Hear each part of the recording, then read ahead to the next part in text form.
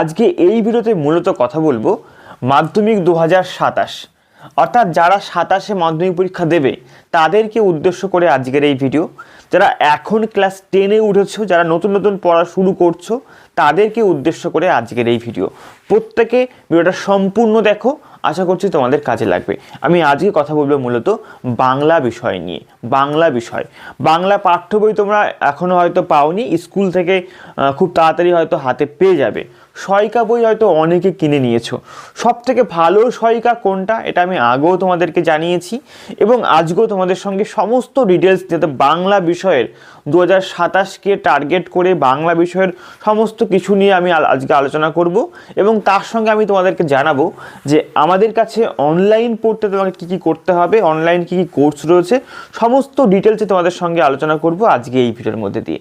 দেখো, আমরা জানি যে আমাদের বাংলা বিষয়ে কোন কোন বিষয় রয়েছে বা কোন কোন দিক রয়েছে।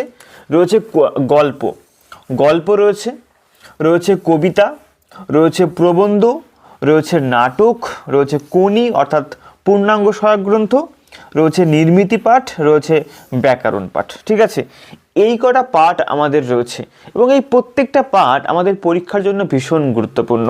তা এইটুখানি তোমাদেরকে বুঝিয়ে দেবো নাম্বার বিভাজনটা। দেখো, আমাদের যে গল্প রয়েছে, গল্পতে কি কি রয়েছে? গল্পতে রয়েছে জ্ঞানচক্ষু রয়েছে অদল বদল, আমার যেগুলো মনে পড়ছে আমি পরপর লিখছি না। অদল বদল রয়েছে পথের দাবি, রয়েছে বহুরূপী, তার সঙ্গে সঙ্গে রয়েছে নদীর বিদ্রোহ। এই যে গল্পগুলো রয়েছে, এই গল্প থেকে এরকম কবিতা রয়েছে আমাদের। এই গল্প থেকে 3টে থাকবে হচ্ছে MCQ, 4টে থাকবে SAQ।